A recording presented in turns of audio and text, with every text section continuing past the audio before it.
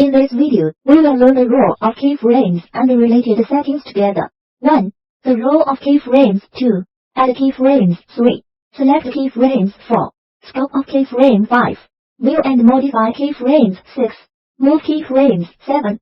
Delete and close keyframes. 1. The role of keyframes. The keyframe can set the parameter attributes mentioned in section 3.1 and change with time to 18 as motion effect.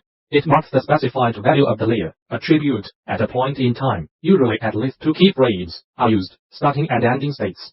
Only when the keyframe is changed within the set time range, the attribute value of the layer will change. 2. Add a keyframe. Slide the timeline ruler, or enter a precise time value. Confirm a time point. Click the circle to the right of the attribute value to activate and add the first keyframe. When adding a second or more keyframes, select another time point. Click the pencil shape to the right of the attribute value. Modify the attribute value and click the check mark. The values of the 2 successively added keyframes can be the same or different. When they are the same, you must first change the value and then modify it to the same value to add a keyframe. When an attribute value has multiple keyframes, the 2 keyframes will be connected by a dotted line of different colors. As the attribute value changes, the changes in the keyframes can be found. 3. Select a keyframe. Click the keyframe icon to select it. The selected keyframe is blue. Only one keyframe can be selected at a time.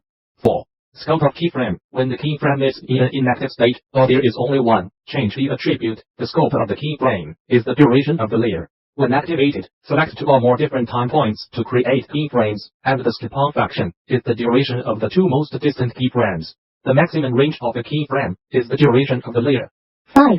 View and modify keyframes. When a keyframe is selected, you can click the pencil shape or select Modify in the keyframe menu bar below to view the keyframe attribute values, and you can modify it. 6. Move the keyframe. Here are 2 modes. One is to select a keyframe, long press, and then move left and right, which is suitable for moving with a large time span.